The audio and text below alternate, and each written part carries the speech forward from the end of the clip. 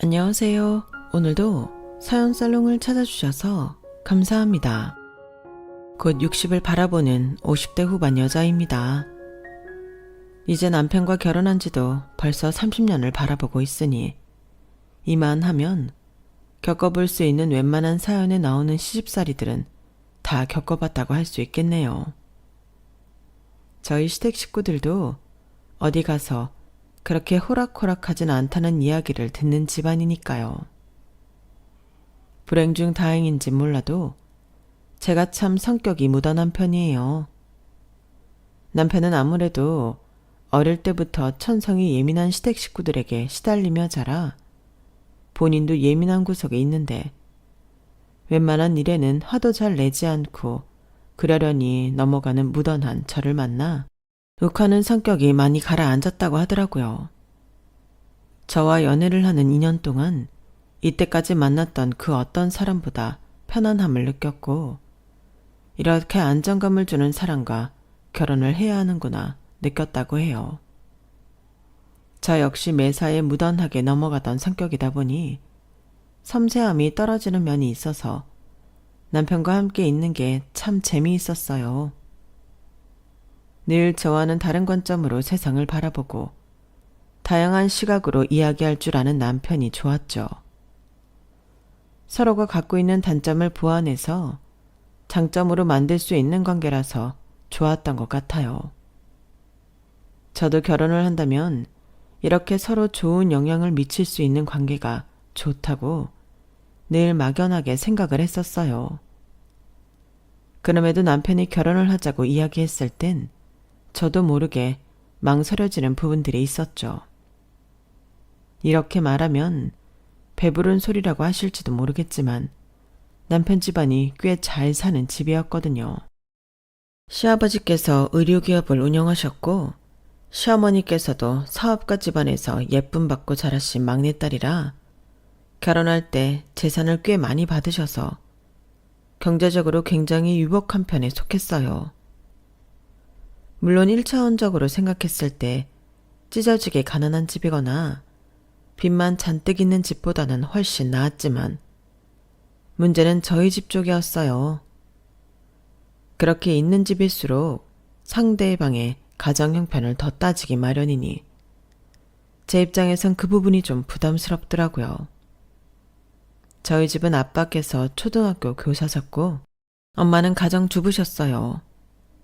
아버지 월급 외에는 별다른 수입이 없었는데 선생님 월급이야 예나 지금이나 많은 편은 아니다 보니 외동딸이었음에도 그렇게 여유 있게 크지는 못했어요.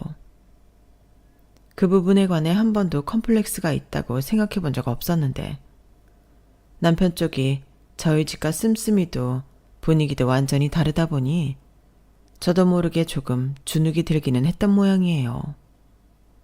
그래서 결혼 얘기에 기쁨도 잠시, 금방 오만 가지 걱정이 들었어요. 평소엔 무덤덤하고 감정 기복이 없는 사람이 눈에 띄게 어두운 얼굴로 말수가 적어지니 당연히 남편은 한 번에 눈치를 챘죠. 왜 그래? 무슨 걱정 있어? 아니, 걱정이라기보다는 혹시 우리 부모님 때문에 그래? 그런 건 아닌데. 아니긴 뭐가 아니야. 결혼 이야기 나온 후부터 얼굴에 근심 걱정이 가득한데. 부딪혀 보기도 전에 걱정만 하고 있는 제 모습이 제가 생각해도 좀 자존심 상해서 아닌 척 넘기려고 해도 눈치 빠른 남편은 그냥 넘기질 않더라고요. 그래서 사실대로 이야기를 했죠. 남편은 제 이야기를 듣고 한참 동안 고민하더니 겨우 입을 떼더라고요. 당신도 어차피 알게 될 건데 솔직히 말하는 게 나을 것 같아서 이야기할게. 우리 부모님이 좀 집안 형편이 괜찮은 여자를 원하는 건 맞기는 해. 전에 들어서 알겠지만 우리 재수 씨도 변호사잖아.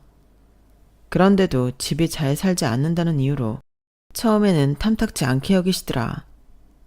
여자가 직업도 중요하지만 타고난 집안 배경이 받쳐줘야 남편 내조를 잘한다. 뭐 그렇게 생각을 하시더라고. 옛날부터 일하는 여자보다는 집안일 하는 여자를 좀 더 선호하시기도 했고, 어쨌든 결과적으로는 재수 씨랑도 지금은 잘 지내시니까 크게 걱정할 거 없어. 재수 씨가 본인이 번 돈으로 용돈 척척 갖다 드리니까 일하는 며느리도 나쁘진 않네 하면서 마음 여시더라고. 그건 그분이 변호사씩이나 되시니까 마음의 문을 연 거 아니야? 나는 뭣도 없는데 어떡해. 당신은 결혼하면 일 관두고 싶다며. 우리 그러기로 합의한 거 아니었어? 그랬지. 근데 당신 얘기 들으니까 나도 그냥 결혼하고도 일 쭉 해야 되나 싶네. 에이, 그런 게 어딨어. 나는 정말 괜찮다니까. 우리 둘이 같이 살 건데 나만 괜찮으면 됐지. 난 당신이 집안일 봐주는 것도 좋은데? 시부모님 입장에선 친정에서 보태주는 것도 하나 없는데 나는 일도 안 하고 가사일만 한다고 하면 좋게 안 보이실 것 같은데? 게다가 재수 씨는 변호사라며. 그럼 더 그렇지. 이야기를 하다 보니 제가 얼마나 주눅이 들어 있었는지 스스로 깨닫게 돼서 스스로도 좀 놀랍더라고요. 남편도 그런 제게 좀 놀랐는지 꼭 안더니 토닥여줬어요. 괜찮아. 우리 하던 대로 하고 살자. 결혼하는데 시댁 눈치 보지 말라는 게 현실감 없는 소린 건 알지만 당신은 당신만의 장점이 있잖아. 우리도 우리 나름대로 잘해드리려고 노력하다 보면 마음을 여실 거야. 꼭 재수 씨랑 방식이 똑같을 필요는 없어. 남편 말이 맞더라고요. 어차피 제가 여기서 일을 더 한다고 한들 직업 자체가 평범한 일반 직장인이었기 때문에 동서에 비해 더 잘난 것도 없는데 그걸로만 어필하기엔 역부족이겠더라고요. 저희는 연애 시절부터 둘 다 제가 직장을 관두고 가사 일을 맡는 쪽으로 이야기를 마친 후였어요. 그걸 시댁에 눈치 보인다는 이유만으로 굳이 뒤바꿀 필요는 없겠더라고요. 막상 결혼하려니 상황이 많이 비교되는 탓에 괜한 눈치를 보겠다고 무리한 마음을 먹을 뻔했죠. 남편이 제 정신을 잘 잡아준 덕분에 그렇게 갑자기 생각지도 못한 방향으로 인생이 흘러가는 건 막을 수 있었어요. 결혼 준비를 하면서 시부모님께서 저를 썩 못마땅해 하시는 티를 내시긴 하셨지만 남편이 어떻게 중재를 잘 해놓은 모양인지 대놓고 반대를 하거나 저를 하대하시거나 하진 않으셨어요. 눈치를 아예 안 주신 건 아니었지만 그럴 때마다 평소에 제 무던한 태도를 떠올리면서 아무렇지 않게 대처하려고 노력했어요. 그런 노력이 빛을 발한 덕분인지 결혼까지는 별다른 큰 잡음 없이 무사히 식장에 손잡고 들어갈 수 있었죠. 하지만 모든 시댁 문제가 다 그렇듯 진짜 문제는 결혼한 후에 시작이 됐어요. 집에 인사를 드리러 갔을 때나 상견례를 할 때는 시부모님과 저희만 있었으니 그런 느낌을 전혀 못 받았던 건지 확실히 다 함께 만나는 첫 명절 때는 사뭇 분위기가 다르더라고요. 결혼식 때 말곤 제대로 인사드리는 건 처음이네요, 형님. 네, 동서 반가워요. 잘 부탁해요. 부탁은요, 제가 깍듯이 모셔야죠. 밖에서는 변호사니 뭐니 해도 어쨌든 시댁에서는 동서고 나이도 저보다 2살이 어려서 최대한 편하게 대하려고 했는데 동서는 일하기도 바쁜 명절에 위아래로 정장을 한 세트를 맞춰 입고 나 변호사요 하는 포스를 풀풀 풍기는데 아무리 노력해도 편하게 대하기가 힘들더라고요. 연애할 때 남편이 먼저 결혼한 동생이 있다고 할 때만 해도 별 생각 없었는데 막상 만나보니 뭔가 눈에 보이지 않는 서열도 존재하는 것 같다는 기분이 들었어요. 저는 의식하지 않으려고 해도 끊임없이 어머님께 제가 의식할 만한 말들을 하더라고요. 어머님, 큰며느리 생겼다고 저한테 너무 소홀해지시면 안 돼요. 제가 바쁘다고 집안 행사 잘 참석 못하고 이래도 꼭 시간 날 때 어머님한테 용돈도 보내드리고 선물도 보내드리고 다 잘 챙길 거예요. 큰며느리 자주 온다고 큰며느리만 이뻐하시면 저 서운해요. 아, 얘는 무슨 말도 안 되는 소리라고 있어. 내가 우리 작은 며느리 변호사라고 동네방네 얼마나 소문을 내고 다니는데.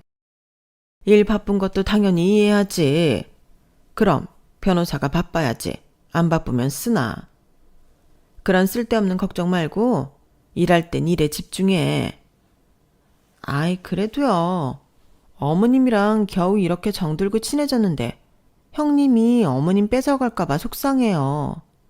아까 얘기 들어보니까 형님은 집안일도 되게 잘하신다던데. 어머님 아버님도 아시겠지만 제가 집안일은 영 소질이 없잖아요. 일하다 보면 집안일이 늘지를 않아서요. 근데 어머님이 원래 집안일 잘하는 며느리 원하셨잖아요. 그래서 걱정하는 거예요. 얘는 무슨 이렇게 잘 나가는 애가 애교까지 많어. 하여튼 너 같은 애를 며느리로 데려온 우리 장남이 대단하지. 내 아들이지만 가끔 무섭다니까. 어디서 이런 1등 신부감을 데리고 온 건지. 하여튼 넌 아무 걱정 말아라. 내가 처음에야 내조만 하는 참한 며느리 원했어도 요즘 얘기 들어보니 그게 아니더라. 요새는 여자도 능력이 좋아야 시집 잘 가고 좋은 거란다. 옛날 우리 때처럼 외버려 하는 남자는 별로 없다고 하더구나. 게다가 너 하는 일이 웬만한 남자 일보다 낫잖니? 좀 뒤늦게 알아서 미안하긴 하다만 우리도 지금은 너 같은 며느리 없다 생각하고 살고 있으니 투정 그만 부려도 된다. 네, 어머님. 역시 제 마음 알아주시는 건 어머님뿐이에요. 사랑해요. 모녀처럼 친근한 동서와 시어머니 사이에 끼어들 공간 같은 건 없어 보였어요. 안 그래도 어색하고 낯선 첫 명절에 저 빼고 다 친한 듯한 느낌을 받고 나니 겉으로는 애써 아무렇지 않은 척해도 속은 말이 아니더군요. 열심히 껴보려고 노력했지만 그럴 때마다 묘하게 방어하는 듯한 동서 때문에 자꾸만 대화에서 튕겨져 나왔어요. 예를 들면 자꾸만 제가 모르는 시절 이야기를 하면서 웃는다든가 제가 무슨 이야기를 시작해 보려고 하면 다른 질문을 하면서 화제를 전환하거나 했어요. 한두 번이야 저도 설마 일부러 그랬겠어? 란 생각에 다시 제 페이스를 찾아오려고 했지만 그게 몇 번 반복이 되니 아, 이거 일부러 그러는 거구나 싶더라고요. 솔직히 동서의 의도를 깨닫고 나니 더 이상 이 사이에 끼고 싶은 생각이 싹 사라졌지만 남편도 제 노력을 눈치챘는지 제가 대화에 낄 수 있게끔 옆에서 모르는 얘기들은 실시간으로 설명해주고 화제가 바뀌면 제 이야기를 마무리 짓고 넘어갈 수 있게끔 분위기를 주도해줬어요. 센스 있는 남편 덕분에 여러 번 빈정상할 수도 있었던 위기를 잘 넘어갔죠. 여보, 오늘 정말 고마웠어.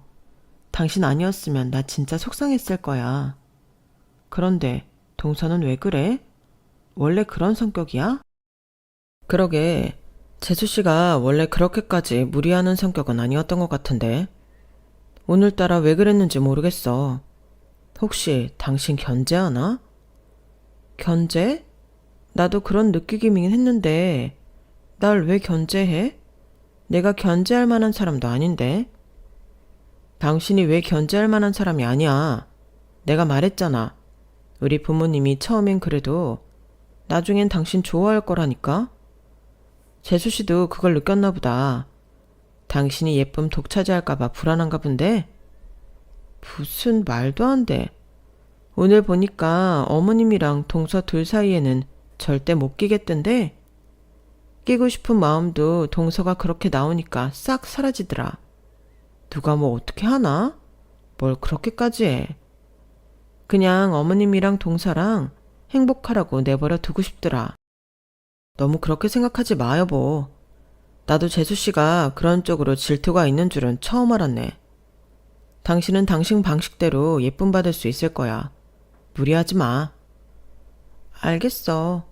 뭐 기대는 안 하겠지만 나도 그냥 내 할 도리 하면서 어머님 아버님이랑 천천히 친해져야지. 그날은 그렇게 잘 넘어갔어요. 남편이 실시간으로 분위기 잘 체크해서 이끌어준 덕에 크게 기분 상하지 않은 채로 첫 명절이 지나갔죠.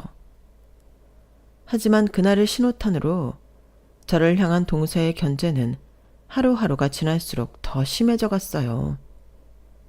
하루는 명절에 음식을 한다고 모였는데 본인은 안 해봤다는 핑계로 하나하나 저한테 물어보더라고요.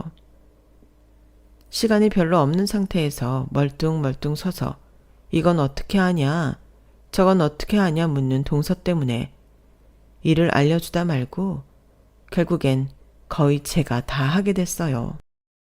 그렇게 음식을 제가 다 했으면 치우는 거라도 적극적으로 나설 줄 알았는데 상 치우는 것부터 설거지까지 죄다 세워라 내워라 하는 모습을 보니 결국엔 설거지마저 제가 뺏어서 하게 되더라고요.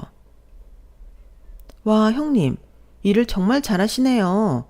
음식할 때도 그렇고 어쩜 이렇게 손이 빠르세요?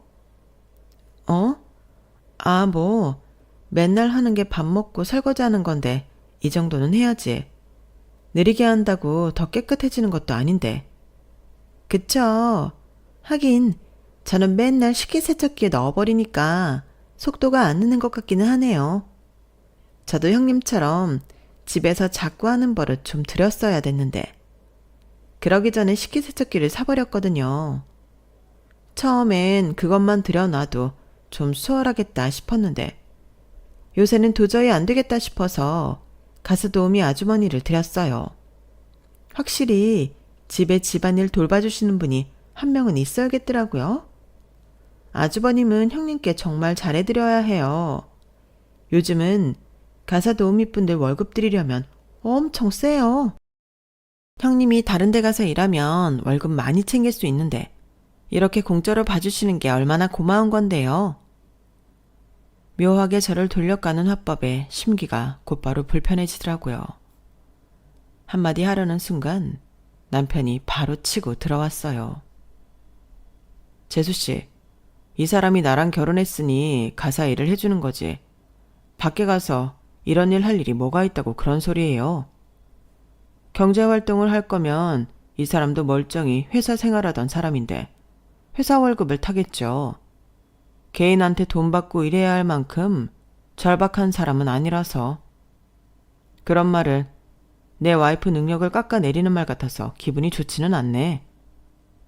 어머, 아주버님, 저 그런 뜻은 아니었는데. 워낙에 형님께서 집안일을 손 거다 붙이고 야무지게 하시니 부러워서 드린 말씀이었어요. 돈 받고 일하는 저희 가사도우미보다 훨씬 전문적으로 꼼꼼히 일하시는 것 같아서요. 이렇게 일하는 분을 제가 고용주로 만났으면 진짜 잘 챙겨줬을 텐데 싶어서. 아주버님, 부럽고 아쉬운 마음이 한 말이니까 너무 안 좋게만 듣지 말아주세요. 기분이 나빠질 때마다 남편이 제 편을 나서서 들어줬지만 역시 말빨로 벌어먹는 직업이라 그런지 능구렁이처럼 그때그때 상황을 잘 피해 나가면서도 끝까지 묘하게 제 신경을 건드리더군요. 여보, 그냥 동서가 그런 말하는 거 내버려 두자. 나도 기분 나빠서서 당신이 나서주는 거 고맙긴 했는데 그럴수록 우리만 바보 만들고 예민한 인간들 취급받는 것 같아서 그것도 기분이 좋지는 않더라. 저런 사람은 그냥 무대응하는 게 좋을 것 같아. 우리가 반응 안 하면 재미없어서라도 좀 덜 그러지 않을까? 그래, 그게 좋겠다. 근데 가만히 있자니 나도 화가 나서 그렇지. 무슨 의도로 이야기하는지 뻔히 다 보이는데. 아무튼 우리 가족도 형도 그렇고 보는 눈 참 없어. 저런 사람이 뭐가 좋다고 온 가족이 다 어화동동하는지. 왜? 나한테 심술 부려서 그렇지. 시부모님 입장은 이해되는데 직업도 좋고 애교도 많고 싹싹하잖아. 내가 어머님 아버님이었어도 무뚝뚝하고 뭐 하나 없는 나보단 동서 이뻐했겠다. 사람 마음이 어쩔 수 있나. 그런 소리 하지 마. 나는 당신이 훨씬 사람 괜찮아 보이는데. 하여간 우리 식구들은 보석을 알아주는 눈이 없다니까. 그렇게 말해주니까 기분 좋네. 난 괜찮아. 시댁 식구들이야 당신 때문에 사이 좋게 지내보려고 하는 거지. 동서가 나한테 저러는 건 내가 신경 안 쓰면 그만이긴 해. 고마워 여보. 동서의 계속되는 견제 때문에 제가 영 시댁 분위기에 적응을 못한다고 느꼈는지 남편이 섬세하게 신경을 많이 써줬지만 그런다고 시댁이 편해지지는 않더라고요. 남편이 매번 이렇게 저를 챙기는 것도 꽤나 피곤한 일일 것 같아 남편에게도 애써 괜찮은 척 했어요. 말한 대로 동서 심술이야 눈에 훤히 보이는데 무시하면 되겠다 싶었거든요. 하지만 제가 무시할 수 없는 건 시어머니의 차별이었어요. 동서가 어머님께 물량 공세를 펼치고 가진 애교를 떨 때마다 묘하게 어머님께서는 제게 냉담해지셨거든요. 어머님, 오늘 제가 사온 과일을 좀 드셔보세요. 완전 싱싱한 걸로만 사왔다니까요. 이렇게 이쁘게 포장된 바구니로 사오면 더 비싼 거 아시죠? 아, 그러게. 그냥 대충 사오지. 뭐 또 저런 걸로 사왔어. 매번 미안하게. 어머님, 아버님 좋은 걸로 드시라고 그랬죠. 그리고 어머님은 예쁜 거 좋아하시잖아요. 이왕 드시는 거 기분 좋게 드시라고요. 그래. 그럼 지금 다 같이 있을 때 좀 먹어보자. 큰애야, 작은 애가 갖고 온 과일 좀 꺼내서 깎아와봐라. 어머, 어머님, 제가 할게요. 제가 사온 건데 제가 깎아야죠. 됐다. 너 과일 깎는 것도 서툴면서 뭘 나서려고 해? 잘하는 사람 있으니 시키면 되지. 아, 그런가요? 하긴 이런 건 전문인 사람이 하는 게 낫겠죠? 그럼 형님, 예쁘게 잘 부탁드려요. 동서가 워낙 본인은 가사일을 못하고 저는 가정주부라는 인식을 시댁에 심어놓은 터라 그런지 조금이라도 일을 할 일이 생기면 어머님은 저부터 찾아서 시키더라고요. 동서가 저보다 서툴 수밖에 없다는 건 알겠지만 이런 식으로 매번 저한테만 일을 시키면 동서는 언제 일이 늘고 언제 같이 일을 하나 싶어서 답답하더라고요. 하루는 못 참고 동서가 없는 자리에서 제 속마음을 잘 말씀드렸는데 이야기를 마치기도 전에 어머님이 역정을 내셨어요. 아니, 그래서 지금 네가 하고 싶은 말이 작은 며느리도 일 좀 시켜라. 뭐 그런 거야? 멀쩡한 가정주부 두고 밖에서 일하는 애한테 기어이 무슨 일이라도 하나 더 시켜야 네 직성이 풀리겠냐? 집안의 큰 며느리가 돼서 떠맡을 수 있는 건 떠맡고 살아야지. 그렇게 하나하나 갈구기 시작하면 안 그래도 바쁜 작은 애가 시대골 맛이 나겠니? 살다 보면 다 너도 법적으로 도움을 받을 날이 있다. 그럴 때 또 우리 작은 며느리가 얼마나 힘이 되어주고 든든하겠어. 서로 도울 수 있는 분야에서 돕고 사는 게 가족이야. 오늘 얘기는 못 들은 걸로 해줄 테니 애 앞에서 티내지 말고 지금까지 해왔던 것처럼 눈치껏 알아서 잘해라. 알겠니? 제가 무슨 어려운 부탁을 드린 것도 아니었고 그냥 간단한 가사일은 동서한테도 자꾸 시켜야 실력이 는다고 이야기한 것뿐인데 저렇게까지 역정을 내시니 저도 입이 도로 꾹 다물렸어요. 그냥 어머님께선 동서에게 일 시킬 생각이 전혀 없고 앞으로도 저한테만 시키겠구나 싶은 생각이 들더라고요. 많은 게 바뀌길 바라고 드린 말씀은 아니었지만 그래도 제가 고생하고 있다는 건 조금이라도 알아주셨으면 하는 마음에서 이야기한 건데 동서를 향한 맹목적인 지지를 보고 나니 의욕이 더 꺾였어요. 그냥 제 자아를 없애고 시키는 거나 묵묵히 하다가 와야겠다 싶더라고요. 하지만 그 일이 있고 나서 바뀐 게 하나 있어요. 아버님께서 제 편을 들어주기 시작한 거예요. 한 번은 저희 집이 동선회보다 늦게 도착한 적이 있었어요. 내려오는 길에 차가 하도 막혀서 오랜 귀성길에 남편도 저도 무척 지쳤어요. 새벽부터 집을 나서서 점심 식사도 거른 채 시댁에 도착했을 때 이미 시댁 식구들은 식사를 다 끝내고 거실에 모여 있었어요. 웬일을 동서가 혼자서 밥을 다 차리고 상을 치웠나 싶어 주방을 힐끗 봤는데 설마가 사람 잡는다고 싱크대는 물론이고 주방 한 구석에 다 먹고 쌓아놓은 접시들이 모여 있더군요. 그걸 보면서 속으로 욕을 하고 있는데 겉옷 벗고 짐 풀기도 전에 어머님께서 바로 뭘 시키시더라고요. 큰 며느라, 작은 애가 비싼 다과세트 사들고 왔으니 상 좀 내어보렴. 차도 한 잔 내오고. 네 어머님. 아니, 내 어머님은 무슨 내 어머님이야. 짐 풀고 와서 여기 앉기나 해라. 여보, 당신은 무슨 이제 도착해서 아직 외투도 못 벗은 애한테 상을 내오라고 해요. 안 그래도 차 막힌다고 내려오느라 고생한 애들한테. 너희들 밥은 먹었냐? 못 먹었습니다. 거봐요. 작은 며느라, 여기 니네 형님이랑 아주버님 식사할 것 좀 챙겨드려라. 다과는 기다렸다가 얘들 다 먹으면 그때 먹어도 되잖아요. 뭐 급한 것도 아니고. 안 그러냐? 감사합니다, 아버지. 평소와는 달리 저희를 먼저 챙겨주는 아버님 모습에 남편도 놀랐는지 얼떨떨해 보이더라고요. 저 역시 마찬가지였지만 기분은 좋더라고요. 한 방 먹은 듯한 동서의 얼굴을 보니 몸은 피곤해도 마음만은 속이 다 시원했어요. 아버님의 배려 덕분에 저희는 천천히 짐을 풀고 식사까지 마칠 수 있었어요. 다 먹고 나니 아까 어머님께서 시키신 게 생각이 나서 벌떡 일어나 상을 정리했어요. 다과 내올게요, 어머님. 다과도 작은 애야. 네가 좀 내와라. 늘 차려만 오는데 받아 먹을 때도 있어야지.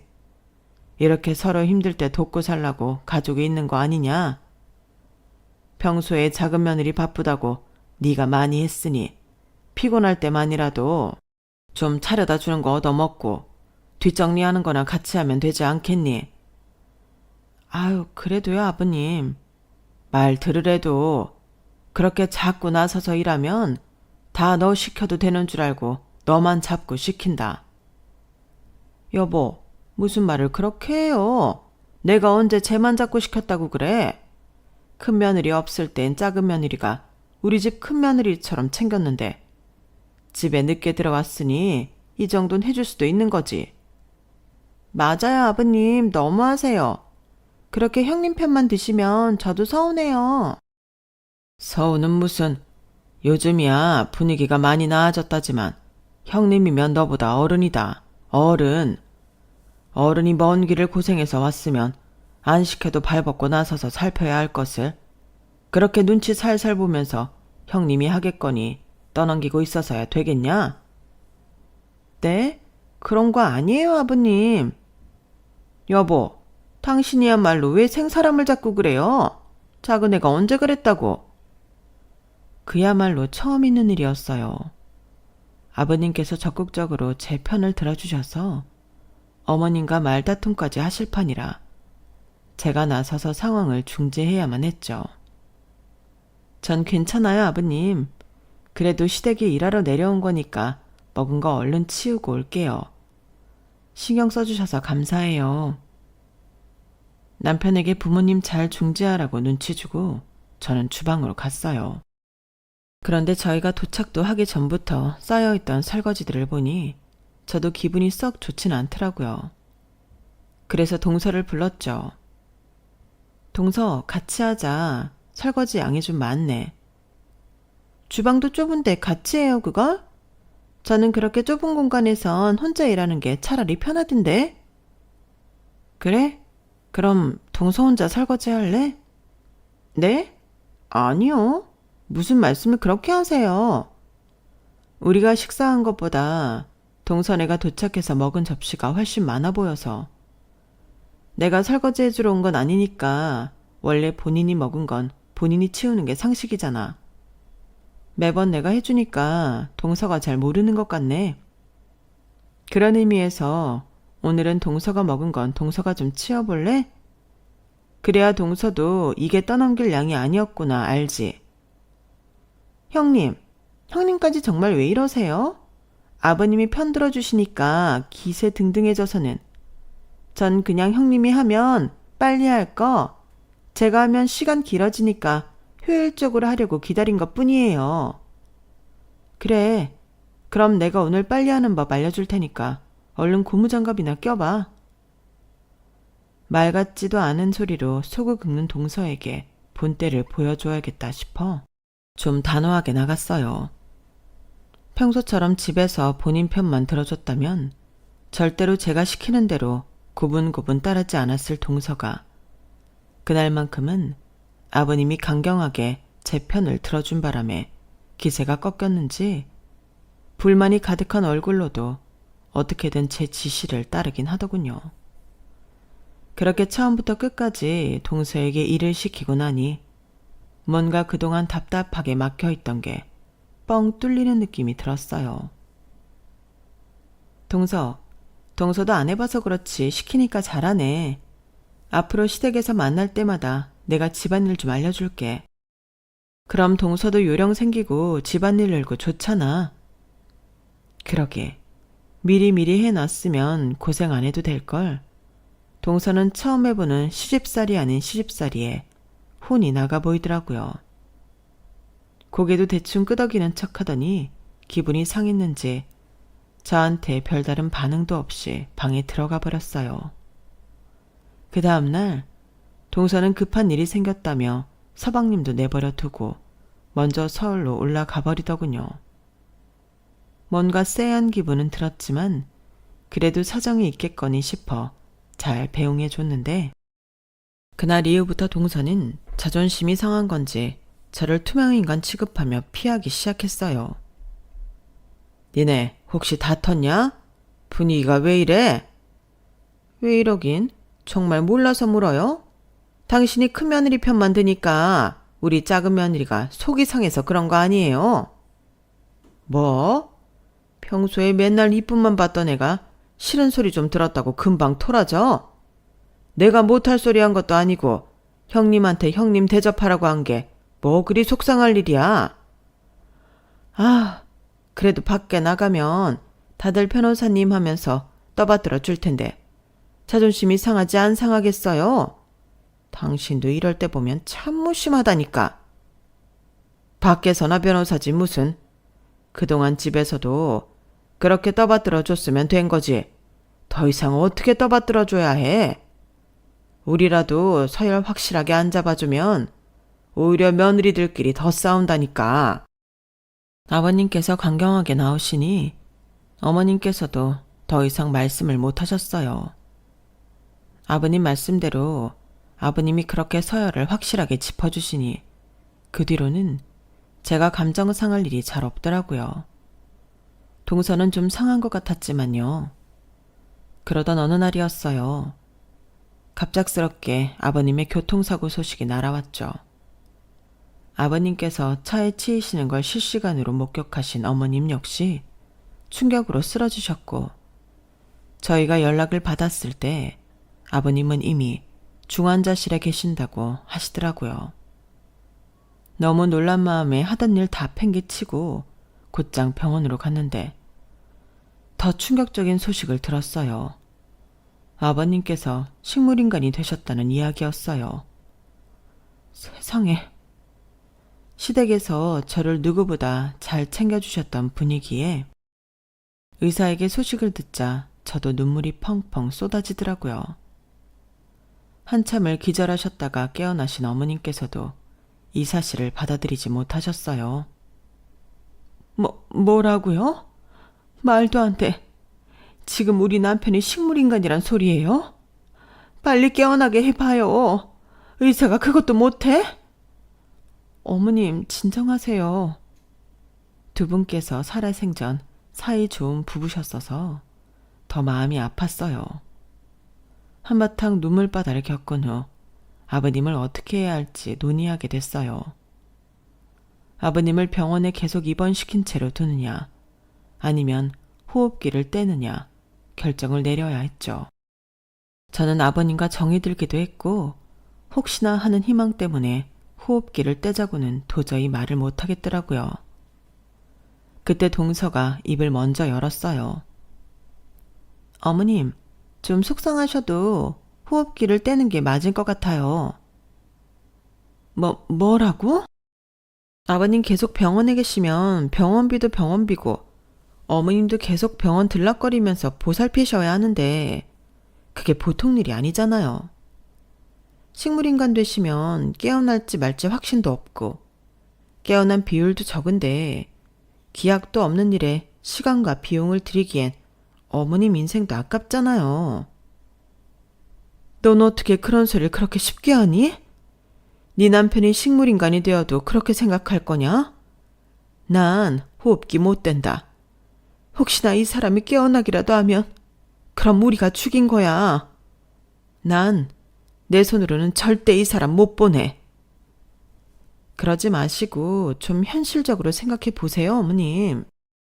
어머님이 아무리 아버님 보살피러 왔다 갔다 한다 한들 저희라고 편할 것 같으세요? 저희도 어머님 병원 다니시는 거 케어해야 하는데 힘들잖아요. 살 사람은 살아야지. 그런 말도 있잖아요. 서로 힘들어지는 것보단 어차피 보내드릴 거 깔끔하게 보내드리는 게 나아요. 저도 정말 이런 말 하는 거 마음 좋지 않은데 모두를 위해서 하는 말이에요. 큰며느리 너는 어떻게 생각하냐? 너도 작은 애 말이 맞다고 생각하냐? 동서 말도 틀린 건 아니지만 저도 호흡기 떼는 건 너무 이르다고 생각해요. 정말 만에하나긴 하지만 아버님이 정말 깨어나기라도 하시면 어떡해요.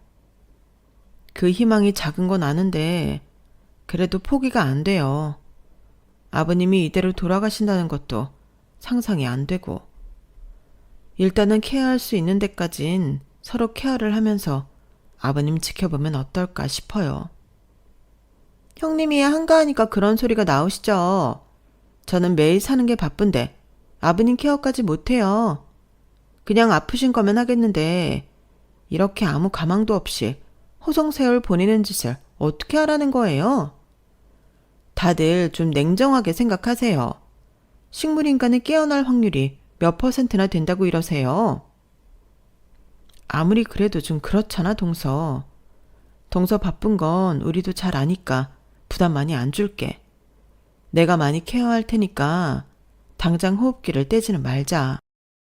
마음의 준비도 안 됐는데 이대로 아버님 보내드리면 좀 후회할 것 같아서 그래. 그럼 마음대로 하세요. 저한테 부담 안 주신다면 저도 딱히 반대할 이유는 없죠 뭐.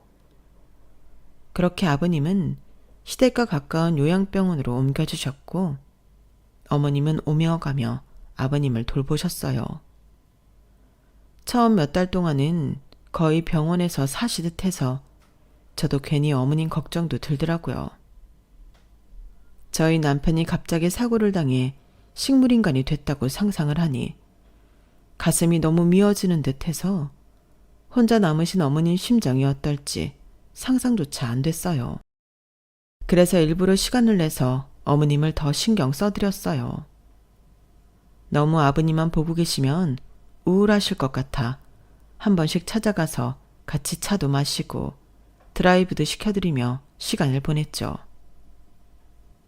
큰며느라, 내가 너한테 잘해준 것도 없는데 이렇게까지 신경을 써주니 참 고맙고 미안하구나. 아니에요, 어머님. 지난 일엔 신경 쓰지 마세요. 아버님 이렇게 되시고 저도 괜히 어머님 혼자 계신 게 신경 쓰여서 그래요.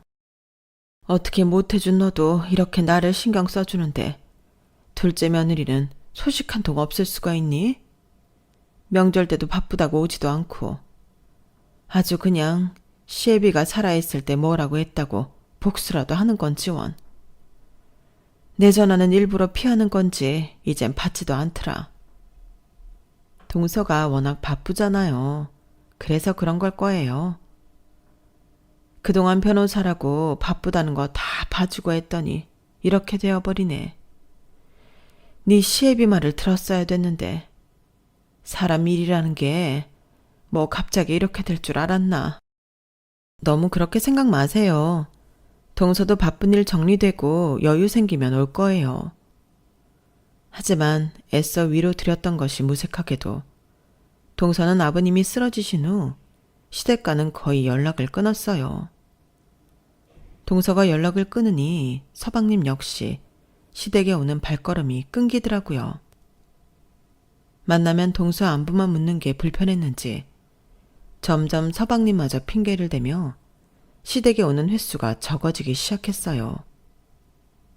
처음엔 좀 불만이었지만 남편을 보니 저까지 불만을 갖기 시작하면 남편 입장이 난처할 것 같아 이왕 가는 거 좋게 마음을 먹기로 했어요.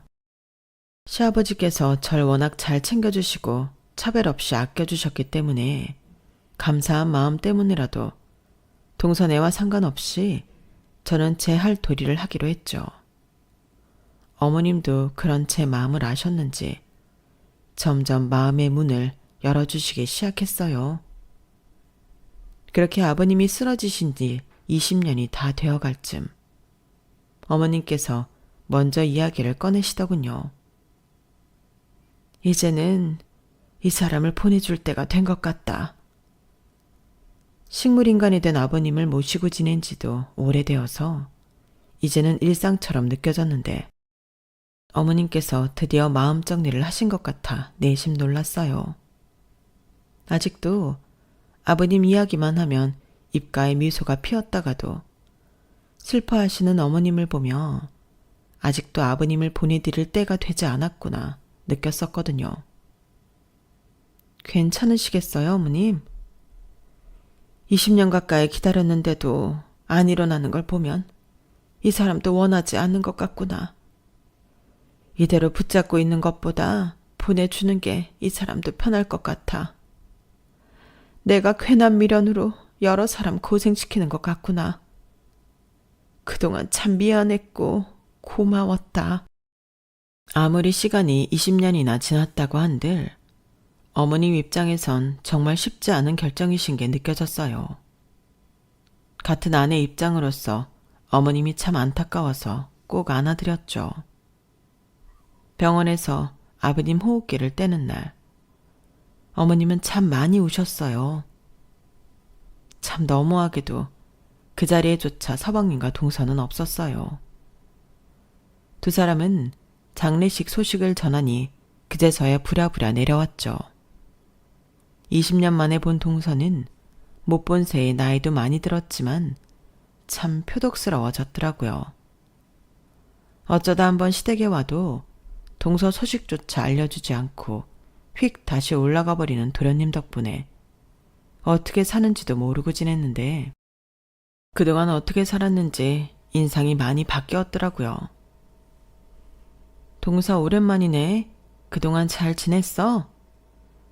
형님, 그동안 참 고생 많으셨어요. 이야기는 전에 들었는데 바빠서 와볼 수가 있어야 말이죠. 아버님 돌아가시니까 이제야 뵙네요. 그러게 좀 오지 그랬어. 나는 동서도 어떻게 된 줄 알았잖아. 그래도 남편 보내서 주기적으로 생존 신고는 한 걸로 아는데요. 아버님도 쓰러지신 마당에 서로 뭐 좋을 거 있다고 자주 보고 지내요. 분위기도 흉흉한데. 그래도 어머님 아버님 쓰러지시고 참 많이 외로워하셨어. 어머님이 동서 얼마나 예뻐했는지 동서가 더 잘 알잖아.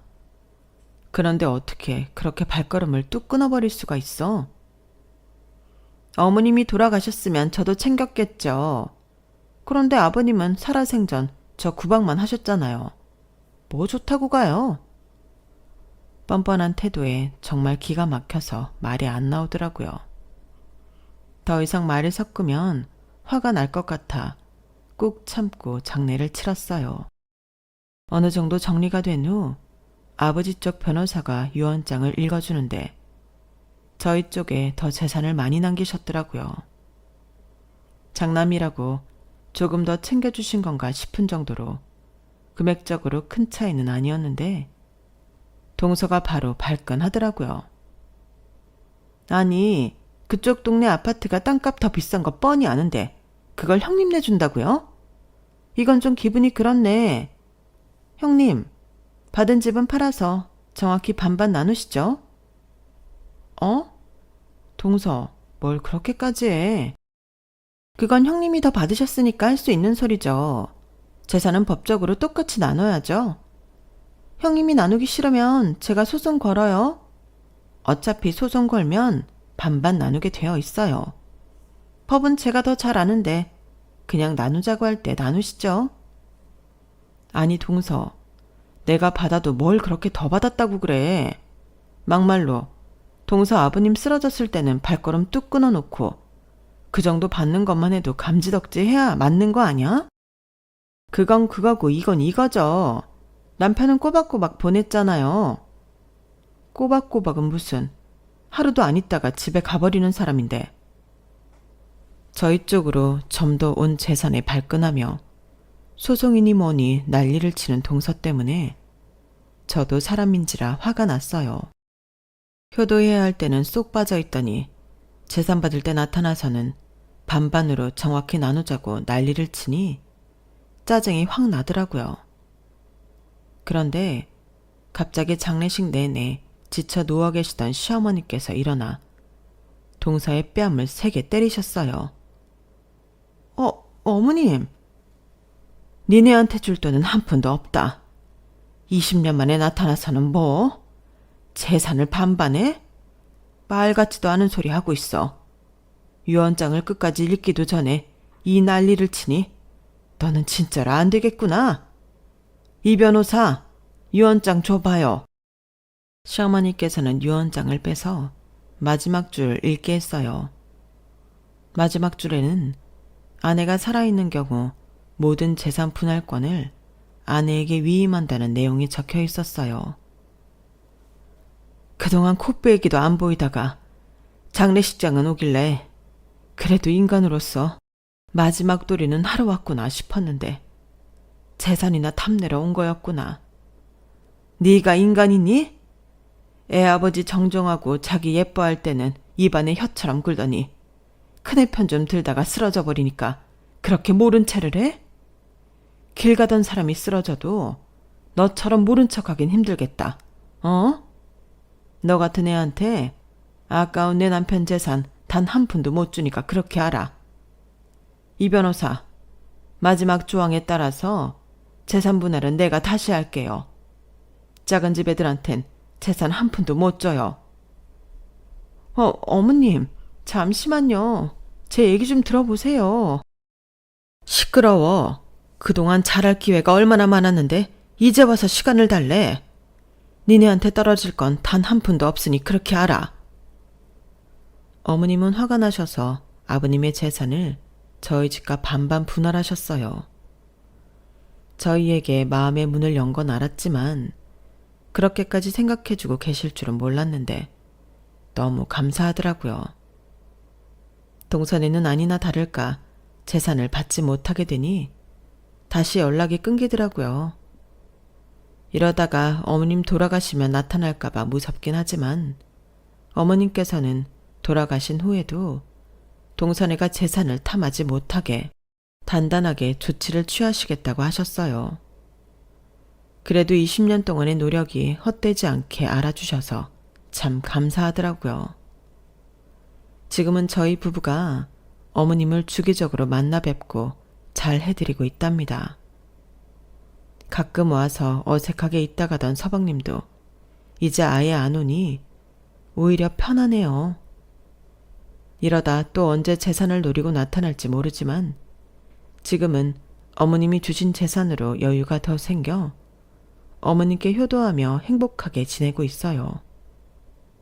어머님과 시간을 보낼 때마다 뭣도 없을 때부터 저를 예뻐해 주신 아버님이 너무 생각나긴 하더라고요. 같이 계셨다면 얼마나 좋았을까. 살아 계셨을 때 좀 더 잘해드릴 걸 하는 후회를 어머님께 더 잘해드리면서 풀고 있네요. 아버님도 하늘에서 저희를 잘 지켜봐주고 계시겠죠? 제 사연은 여기까지입니다. 부모님들 건강하시고 즐겁게 사세요. 여러분, 사연 댓글에 응원과 현명한 조언 부탁드려요. 좋아요와 구독은 저에게 큰 힘이 됩니다. 오늘도 좋은 일 가득하세요.